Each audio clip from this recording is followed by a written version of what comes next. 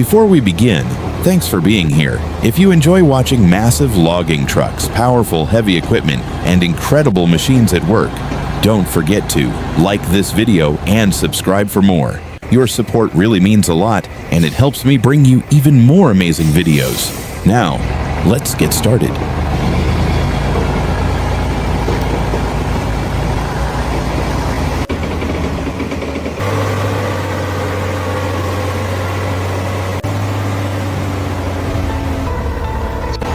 Này mình lại đi quay xe cũng đã về tới đến giờ mọi người. Này là khó đi mọi người ạ.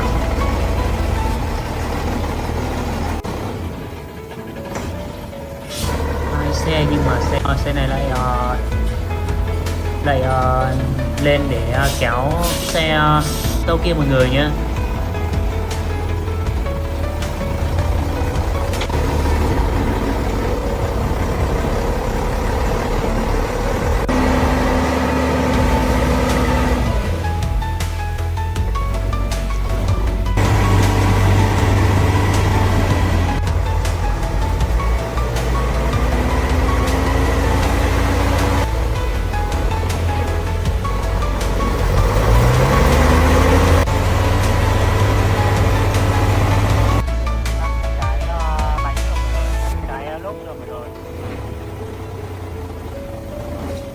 Mà kiểu có đá mới có chất này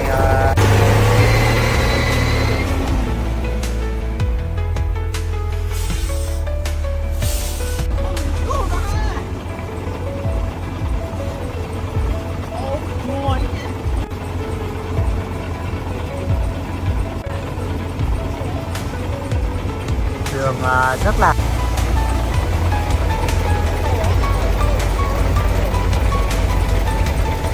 đá to ở dưới đây mọi người,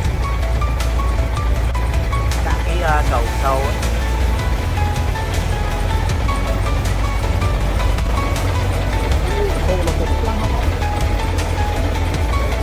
Cái một vài miếng đá rồi cho nó căng đều đây mọi người, nó mắc ít.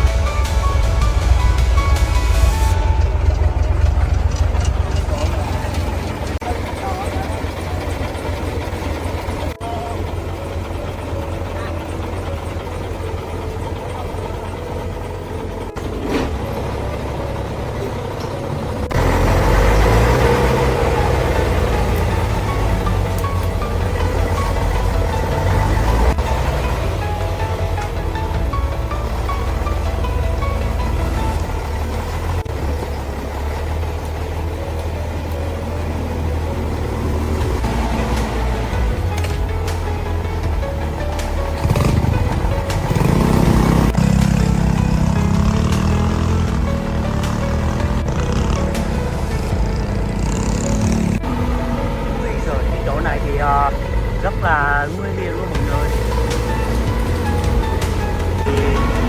rất là nguy hiểm mọi người.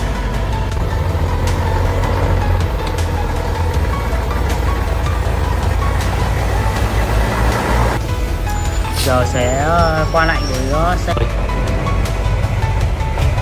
đường hơi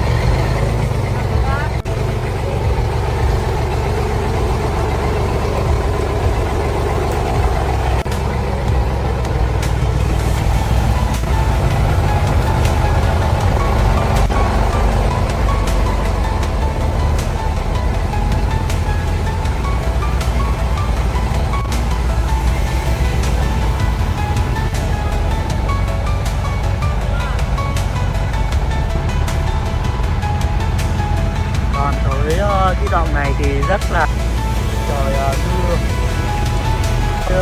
nhân xe vừa rồi.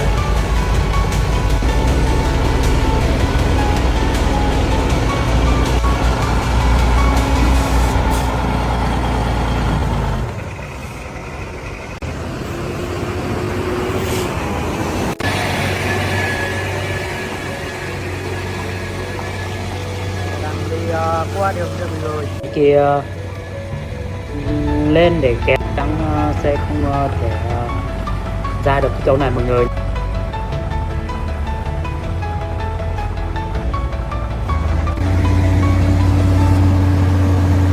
Xe đang lên để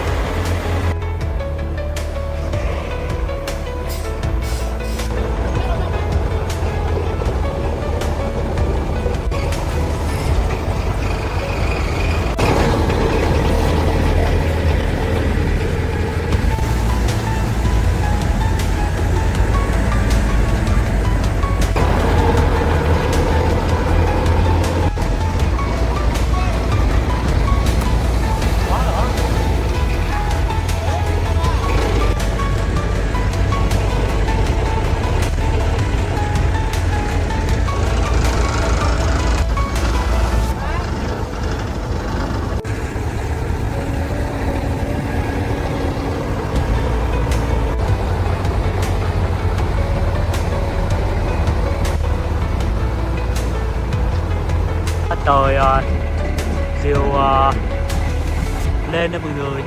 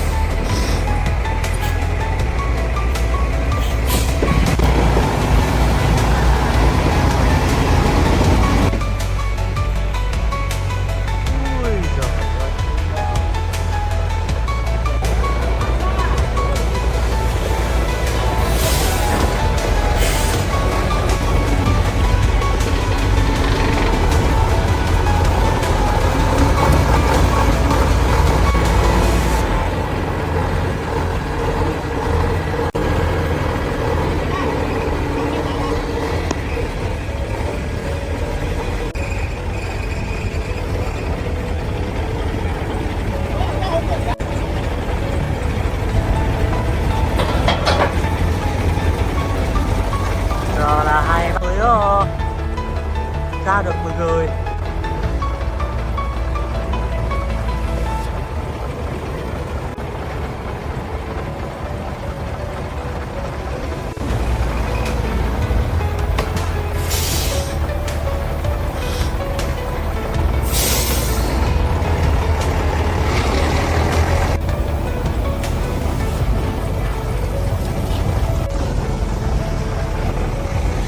Giờ là xe sẽ chạy xuống để quay đầu.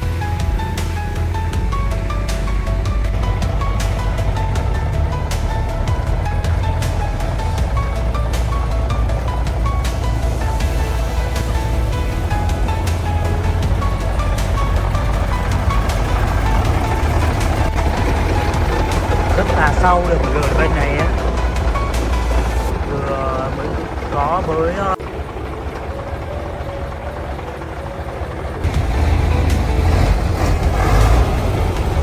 chỗ này thì rồi lên xem thế nào nhé mọi người.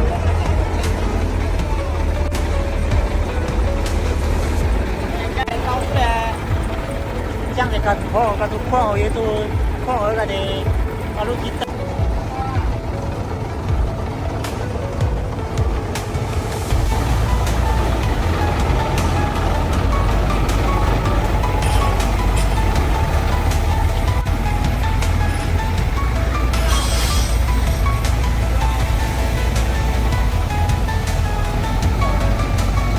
Thế xong chứ kia chứ số rồi cái kia cái mũi ra kia ra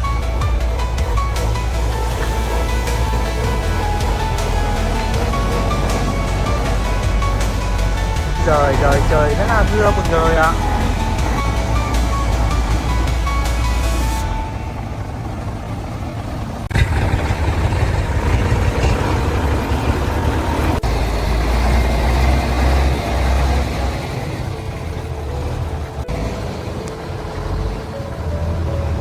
Rồi khi bánh trước nó lên đường mà trước mới tới.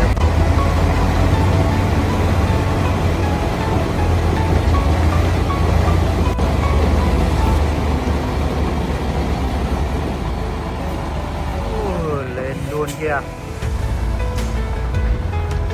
Giờ là chỉ còn bánh sâu nữa rồi.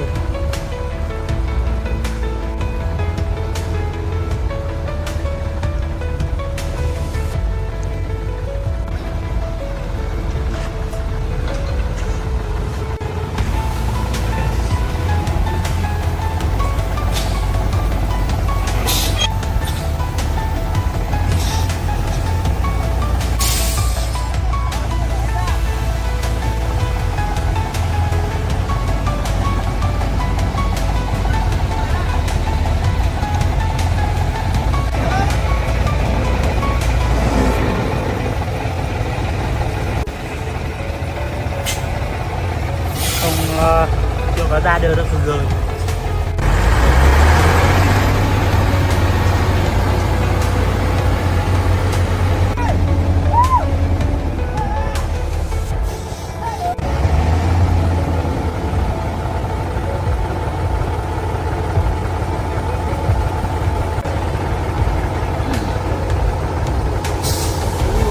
Phải quay đầu xuống tời mọi người.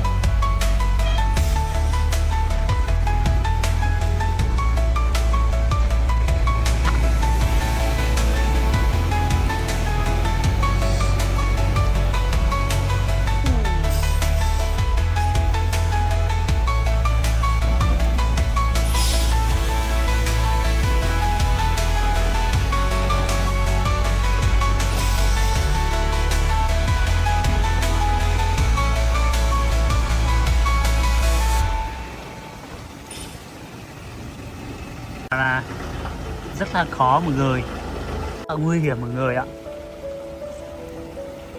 Kiểu hai xe đang đứng ở đây.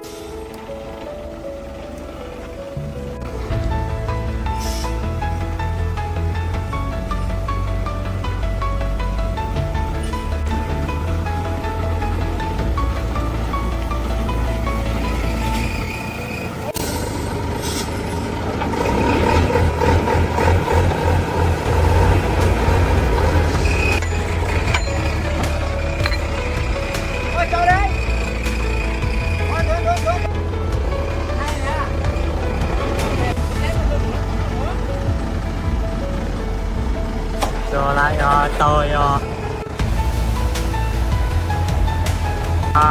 đứng ở trên kia xe bự rồi.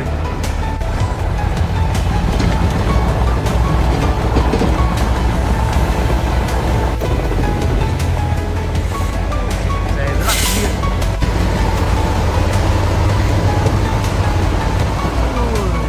Ra luôn. Rồi vậy